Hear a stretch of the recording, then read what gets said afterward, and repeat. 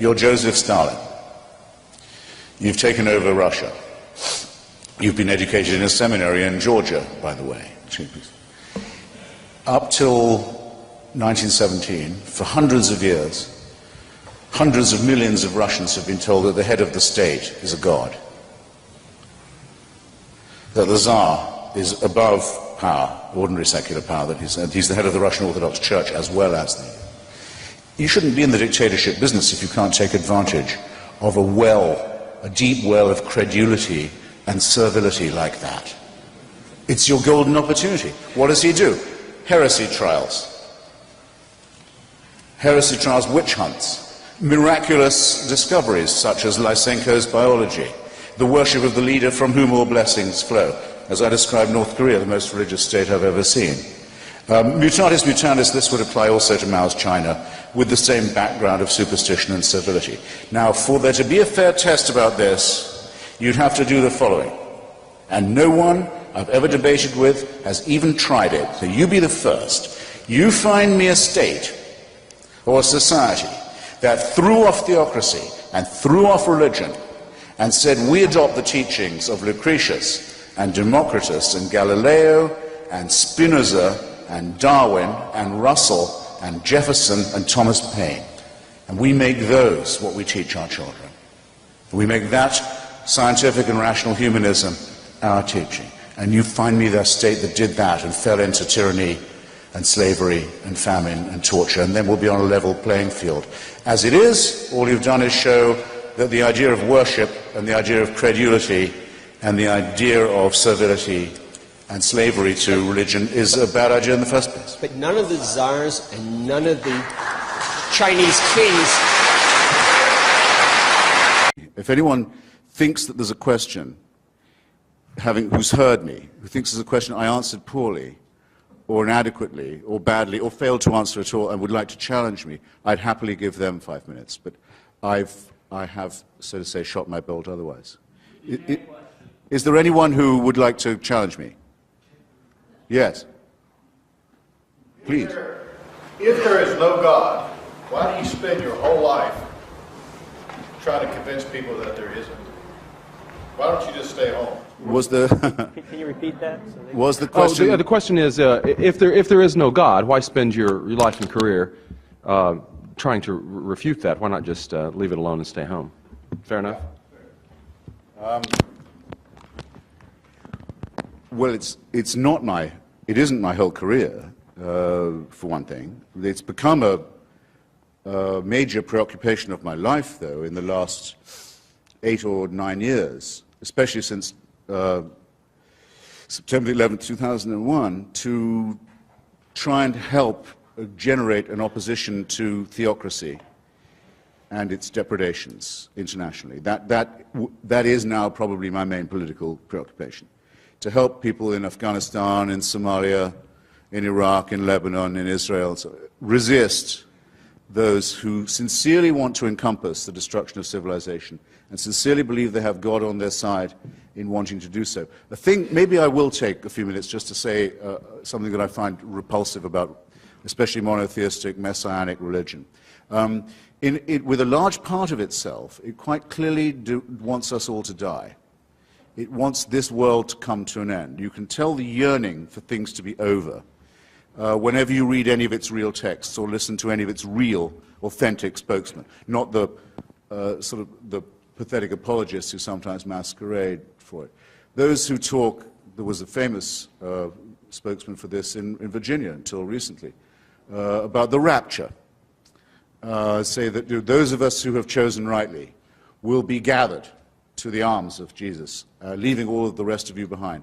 If we're in a car, it's your lookout. That car won't have a driver anymore. If we're a pilot, that's your lookout. That plane will crash. We will be with Jesus, and the rest of you can go straight to hell. The eschatological element that is inseparable from Christianity. If you don't believe that there is to be an apocalypse, there is going to be an end, a separation of the sheep and the goats, a condemnation, a final one, then you're not really a believer. And the contempt for the things of this world shows through all of them. It's well put in an old rhyme from an English exclusive brethren sect, says that we are the pure and chosen few, and all the rest are damned. There's room enough in hell for you. We don't want heaven crammed. You can tell it when you see the extreme Muslims talk. They cannot wait. They cannot wait for death and destruction to overtake and overwhelm the world. They can't wait for what I would call, without ambiguity, a final solution. When you look at the Israeli settlers, paid for often by American tax dollars, deciding that if they can steal enough land from other people and get all the Jews into the promised land and all the non-Jews out of it, then finally the Jewish people will be worthy of the return of the Messiah. And there are Christians in this country who consider it their job to help this happen so that Armageddon can occur, so that the painful business of living as humans and studying civilization and trying to acquire learning and knowledge and health and medicine and to push back can all be scrapped, and the cult of death can take over. That, to me, is a hideous thing in eschatological terms, in end times terms, on its own. A hateful idea, a hateful practice, and a hateful theory, but very much to be opposed in our daily lives, where there are people who sincerely mean it, who want to ruin the good relations that could exist between different peoples, nations, races, countries, tribes, ethnicities, who openly say they love death more than we love life, and who are betting that with God on their side, they're right about that. So when I say, as the subtitle of my book, that I think religion poisons everything, I'm not just doing what publishers like and coming up with a provocative subtitle. I mean to say it infects us in our most basic integrity. It says we can't be moral without Big Brother, without a totalitarian permission. It means we can't be good to one another. It means we can't think without this. We must be afraid. We must also be forced to love someone who we fear. The essence of sadomasochism. The essence of abjection. The essence of the master-slave relationship. And that knows that death is coming and can't wait to bring it on. I say this is evil. And though I do some nights stay home, I enjoy more the nights when I go out and fight against this ultimate wickedness and ultimate stupidity. Thank you. None of this. By the way, the Russian Orthodox Church always stayed with Stalin, always stayed with Stalin. But they never killed 30% of their population. Who didn't? The Russians never killed 30% of the population before the communists took over, 20 or 30%. No czar ever did that. No Christian czar ever did any killing on anyone. Well, no, excuse me, they started the First World War. They started the pogroms. They brought the protocols of the Elders of Zion that was imported by Tsarist secret policemen to National Socialist Christian gangsters in Europe. How much do you think the export of Russian Orthodox anti-Semitism cost us in point of lives and war? And have you ever counted up what happened to the wars, in the wars that Tsarism started and carried on, and the persecutions, and the famines, and the tortures, and the starvation, and the people who just died of neglect? Come on. You want to do this accounting? I'm here. I'm really here for you.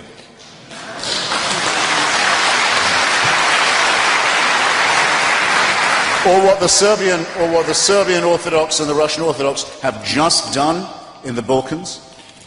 The most recent genocide we've seen in Europe, entirely done by a Russian and Serbian Orthodox fascists and Catholic Croatian Ustasha, grinding a whole part of civilized Europe into nothingness and bloodshed for their filthy, stupid medieval quarrels. How dare you say that any secularist, we who've opposed this kind of barbaric stuff, are on all fours with these creeps? You should take it back. You owe me an apology.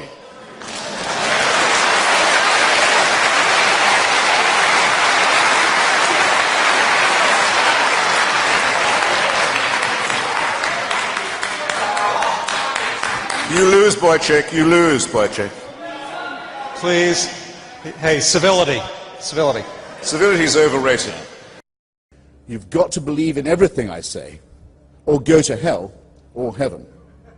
And here's why you've got to agree with me. Because my mother never went to bed with anybody. And that proves the truth of what I say.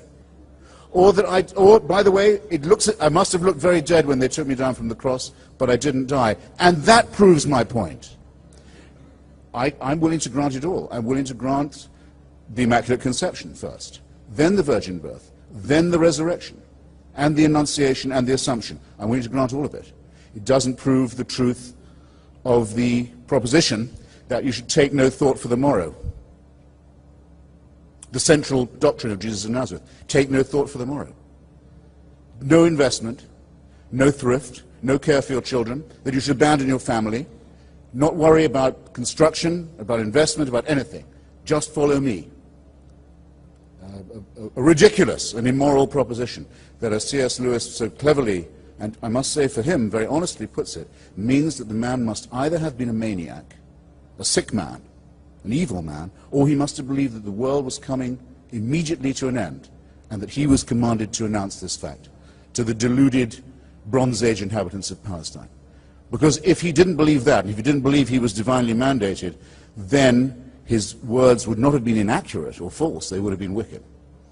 That's what you have to be talking about. Now, there is, on the historicity point, there are only two reasons, I think, to suppose that there may have been the figure of some kind of deluded rabbi present at that time. The first is the fakery of the story. The fakery itself proves something. The prophecy says this man must be born in the house of David, of David's line in David's town. It means he must be born in Bethlehem. Jesus of Nazareth is well known to have been born in Nazareth. In order to get him to Bethlehem, a huge fabrication has to be undertaken. A census is proposed by Caesar Augustus. No such census ever took place. The people of the region were not required to go back to their hometown to be registered. That's never happened. Quirinius was not governor of Syria in that year, as the Gospels say. None of the story of the Nativity is true in any detail, and not one of the Gospels agrees with each other on this fabrication. But the fabrication itself suggests something.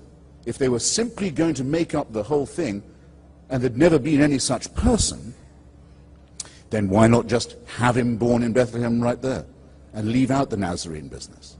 So the very falsity of it, the very fanatical attempt to make it come right, suggests that yes, there may have been a charismatic, deluded individual wandering around at that time. But which is most impressive to you? The fantastic fabrications, the unbelievably inane and inarticulate preachments, or the inconsistencies in the story? You could mention another thing about the resurrection. Most of the witnesses to this are women, illiterate, stupid, deluded, hysterical females, of the kind who in a Jewish court at that time would have had about as much chance of being listened to as they would in an Islamic court today. What religion that wants its fabrication to be believed is going to say, you've got to believe it, because we have some illiterate, hysterical girls who said they saw this? No, it's impressive to me. It's impressive to me that the evidence is so thin, and is so hysterical, and is so feeble, and is so obviously, strenuously cobbled together, because it suggests that something was going on. There was some character. And I don't want to, therefore, to profane those who think that no, there must have been something, and say, no, there was nothing. This is not a whole cloth fabrication, but it is a very human and very intelligible and very pitiable, I think, practice of fraud that may have worked on stupefied peasants in the Greater Jerusalem area, but should really have no power to influence anyone in this room, whereas the noble methods and words and systems by which Socrates reasoned will continue to illuminate our path for as long as we care about the only real gift we have, which is our independent intelligence. Atheism by itself is, of course, not a moral position or a political one of any kind. It simply is the refusal to believe in a supernatural dimension. For you to say of Nazism that it was the implementation of the work of Charles Darwin is a filthy slander, undeserving of you, and an insult to this audience. Darwin's thought was not taught in Germany. Darwinism was derided in Germany, along with every other form of unbelief. All the great modern atheist thinkers, Darwin, Einstein, and Freud, were alike despised by the National Socialist regime. Now, just to take the most notorious of the 20th century totalitarianisms, the most finished example, the most perfected one, the most ruthless and refined one, that of National Socialism, the one that fortunately allowed the escape of all these great atheist thinkers and many others to the United States, country of separation of church and state that gave them welcome. If it's an atheistic regime, then how come that in the first chapter of Mein Kampf, Hitler says he's doing God's work and executing God's will in destroying the Jewish people? How come the Führer oath that every officer of the party and the army had to take, making Hitler into a minor god, begins, I swear in the name of Almighty God, my loyalty to the Führer? How come that on the belt buckle of every Nazi soldier it says Gott mit uns, God on our side? How come that the first treaty made by the National Socialist dictatorship, the very first, is with the Vatican, exchanging political control of Germany for Catholic control of German education? How come that the churches celebrated the birthday of the Führer every day, every year, I mean, on that day, until democracy put an end to this filthy, quasi-religious, superstitious, barbarous, reactionary system? Again, this is not a difference of emphasis between us to suggest that there's something fascistic about me and my beliefs is something I won't hear said, and you shouldn't believe. Thank you. Supernatural claims must be true, or none of them are, my own position, or only one of them is. The least probable position of all. Right. The one you've decided to occupy. You were asking me. No, I was asking how, on what you found. Your assertion that yours is the only true bill. The ones I believe in, the ones I believe in are the ones I believe in. Yes. For example, why are your miracles the true bill and the others are all copies of it? Because they happened. And I believe that Joseph, when he found out that Mary, his betrothed, was pregnant, he followed David Hume's advice to the letter. And he didn't know what the most reasonable explanation was. And that sort of thing. It's not that in the ancient world, it's not that people didn't know where babies came from. It's no, all Joseph knew was who hadn't made her pregnant. Right. If we have to be crude about this. Correct. And if you were David Hume, you would ask which is more likely, that the fact that he hasn't made her pregnant and she is the result of divine intervention, or that a Jewish girl could tell a fib. Sure. And Joseph. Now, of the two, I don't think the latter is overwhelmingly improbable. No religion has ever been founded except with the claim that its founder and prophet was born of a virgin. I have the whole list in the front of my book, if anyone.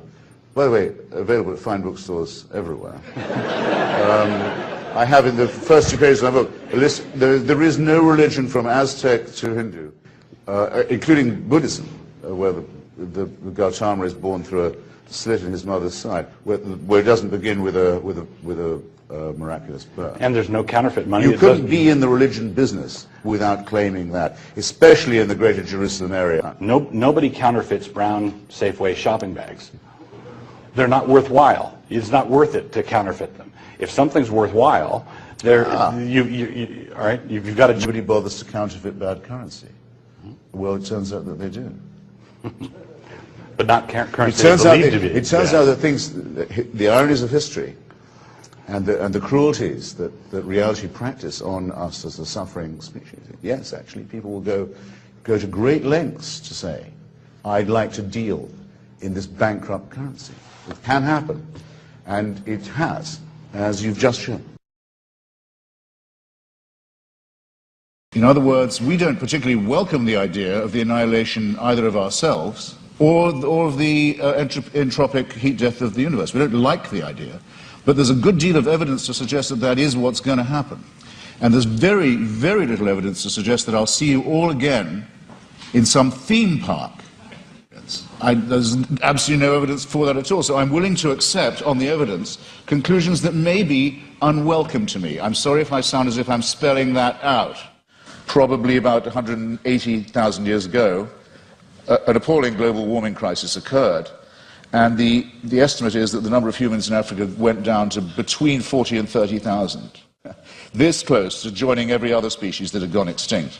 There's a certain arrogance to this assumption that all of this extraordinary development was all about us. The tremendous wastefulness of it, the tremendous cruelty of it, the tremendous caprice of it, the tremendous tinkering and incompetence of it, never mind, at least we're here. The whole universe was designed with just you in mind. There's no claim I know how to make that says atheism is true, because atheism is the statement that a certain proposition isn't true. So I wish you'd get this bit right. But I would say, yes, I think we have free will. When asked why I think so, I would have to take refuge in philosophical irony and say, because I don't think we have any choice but to have free will. But the Christian answer is, of course you have free will. The boss insists upon it.